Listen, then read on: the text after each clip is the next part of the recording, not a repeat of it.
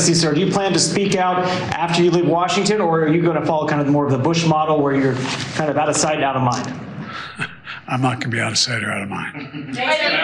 President Biden is giving a master class in how to leave the office with dignity and how to show the contrasts between the success of your administration and the likely anticipated failures of the incoming Trump administration. Now, big news on Friday. You may have heard about this.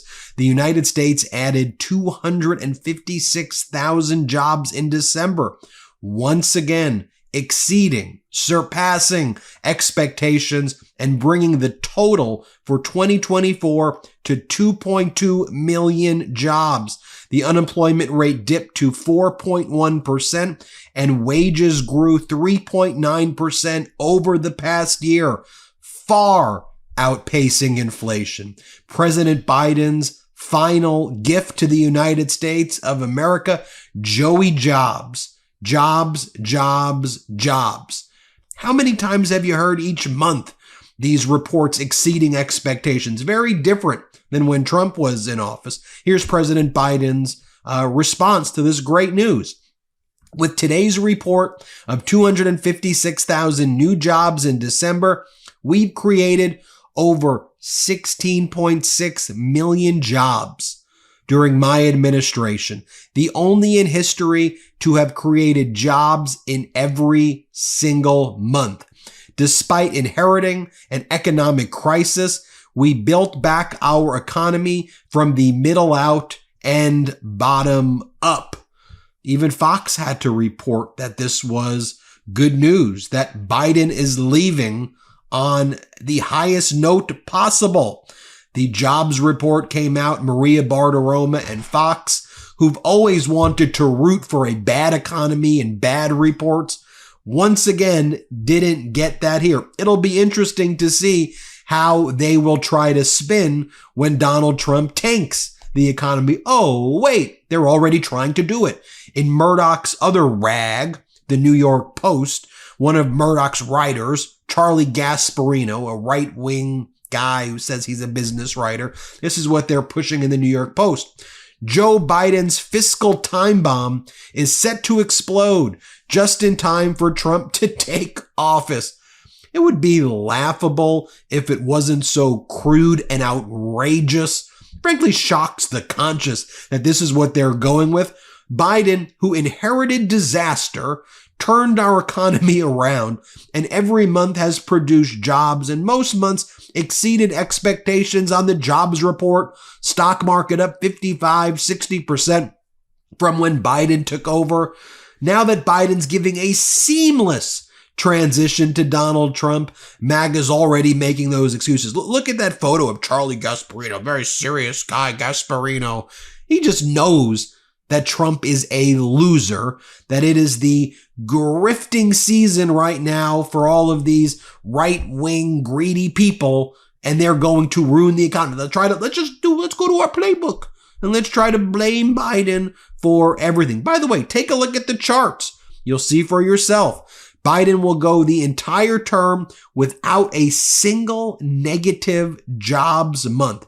The last time the economy lost jobs? Oh, wait. December 2020. Who was in office then? I don't know. The guy who added $8 trillion of debt. I don't know. The guy who probably destroyed your 401ks. The guy who said, like a miracle, COVID would just magically disappear. Then people couldn't get toilet paper. There were mobile morgues and food lines that looked like Argentina, where there are lines going into Chile for the people there to try to get goods because Javier Milei, who MAGA and Elon love, there's currently a 53 or 54% poverty rate there. I don't think we want a 53 or 54% poverty rate here. Anyway, I digress. President Biden also posts the following. Take a look at these final parting messages that President Biden's sending to Donald Trump. It's a thing of beauty. It's photos with himself and President Zelensky. It's photos of himself with our NATO allies. It's photos of himself with Justin Trudeau, the former Prime Minister of the UK, the leader of South Korea, the leader of France, international allies. Just take a look. Then you've got him meeting here as well with the Quad, and you see him right there having meetings with the leader of India, Modi, and other world leaders. He goes, American leadership holds the world together. Our alliances and partnerships are what keep us safe, and our values are what makes us a partner that nations want to work with. I'm proud to say that the United States partnerships and alliances are stronger today than ever before. By the way, how much do you love when I do videos on Biden and highlighting the good news that you don't hear anywhere else, and I don't play audio or video of Donald Trump? Isn't it refreshing? I don't know. I digress. It's refreshing to me. So you got President Biden talking about domestic jobs, Biden talking about international alliances stronger, and he's showing how you lead in crisis or crises. President Biden writes, I'm surging every federal resource possible to Southern California, including hundreds of federal firefighters, 30 firefighting helicopters and planes, 8 DoD C-130s, and 500 military ground clearing personnel. We're working with the Department of Defense to identify what more can we surge. But what kind of questions do you think our corporate media here was interested in asking him? What do you think that they wanted to know? Well, their question when they had a press conference with President Biden was, have you ruled out a pardon for yourself? That's what they wanted to know. He was going to pardon for what? Watch President Biden's response in his face, though. Like, what? Like, what are you asking me here? Play this clip. So, sir, on pardons, have you ruled out a pardon for yourself or any other additional members of the family? For myself? Yes, sir. What would I pardon myself for? That's what I'm asking. No, I have no contemplation of pardoning myself for anything. I didn't do anything wrong.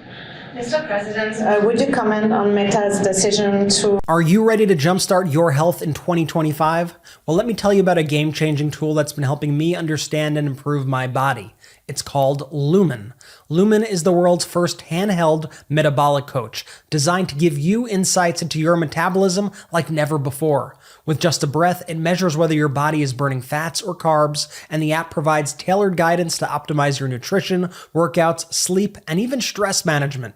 Here's how it works. Every morning, you breathe into Lumen, and it tells you what's happening with your metabolism. From there, it gives you a personalized nutrition plan for the day so you can fuel your body the right way. You can even use it before and after workouts or meals to get real-time insights into how your body is responding and adjust your habits accordingly. It's super cool. Your metabolism is the engine that powers your body. It's how you turn the food you eat into the energy you need. That's why optimizing your metabolic health can have such wide-reaching benefits. Easier weight management, more energy, better fitness results, improved sleep, and more. And for those navigating hormonal changes, Lumen even adjusts its recommendations to help you maintain a healthy metabolism through life's natural shifts. I've been using Lumen to better understand my body, and the results have been eye-opening. Knowing whether I'm burning fat or carbs has helped me to make smarter choices about what I eat and when I exercise. It's not about the quick fixes. It's about making informed decisions that align with my goals and lifestyle. Take the next step in improving your health. Go to lumen.me/Meidas to get 20% off your Lumen. That's lumen.me/MEIDAS for 20% off your purchase. Thank you, Lumen, for sponsoring this episode and helping us all take control of our health in 2025. On a more serious note, President Biden talked about the disinformation being spread on social media and how billionaire oligarchs are using their wealth to undercut the truth and facts. Here, President Biden's talking about how Mark Zuckerberg has eliminated fact-checking at Facebook, is allowing language and rhetoric to attack transgender people, marginalized communities. And now you could just say the most hateful and disgusting things. By the way, it wasn't exactly like Facebook was a bastion of civil discourse before, but also Mark Zuckerberg is now moving his whole content moderation team to Texas because he says California is too woke for them. I mean, just like, I'm going to play you this clip, but can we think about this for a second? You've got all of these whiny billionaires who, by the way, during the Biden administration, their wealth has grown dramatically. Go back and look at Zuckerberg and Bezos and Musk and a lot of these billionaires, their wealth. It's grown dramatically. 3x, 5x, 7x times, billions and billions of dollars more. Why? A lot of it because the stock market was up 55 to 60% under the Biden administration. So with all of the wealth that they've gained in the Biden administration, while Biden was focused on lifting up other people, right? Lifting up the 99% others. And Biden's just saying, look, guys, billionaires, you could be billionaires. Biden says, I'm a capitalist. I'm okay with you making money, but can you just pay your fair share of taxes? You're thriving under my economy, but it's unfair that you're paying less in actual dollars, not even percentages, dollars, than a teacher, a firefighter, a construction worker. That's unfair. And the billionaires who made all this extra wealth are like, no, even though we're thriving even more, we don't want to give any money back to you. We want to hoard it. We want generational wealth forever. And it's not just enough that we're rich. We want to make sure that the workers suffer. We want to stop their unions. We want to dismantle the National Labor Relations Board, the NLRB. We want to make sure that they don't get a raise in the minimum wage to a living wage. We don't want to pay overtime. We don't want to do any of that. You know, how sick is that? It's like the billionaires get off in the suffering of we the people, and they can make all this money in the world, but that's not enough for them. How many private jets, yachts, homes, mansions do you actually need while Americans suffer and they can't buy homes? It's so strange to me. Anyway, I digress. I digress a lot. Here's what President Biden says about Facebook's policies. Play this clip. Telling the truth matters. I mean, I know I'm on national television, but you all are local reporters and national reporters. I'm not, this is not a real question, but what do you think? You think it doesn't matter that they let be printed or millions of people read it, things that are simply not true? I mean, I don't know what that's all about. It's just completely contrary to everything America's about. We want to tell the truth. We haven't always done it as a nation, but we want to tell the truth. And the idea that, a billionaire can buy something and say, by the way, from this point on, we're not gonna fact check anything.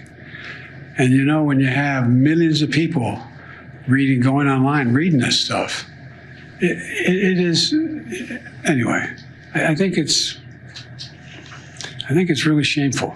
And here's what President Biden asked when he's asked if he regrets his decision to run for re-election. Again, what a weird phrasing of the question. Here, play this clip. Mr. President, do you regret your decision to run for re-election? Do you think that made it easier for your predecessor to now become your successor? I don't think so. I think I would have beaten Trump, could have beaten Trump, and I think that Kamala could have beaten Trump and would have beaten Trump.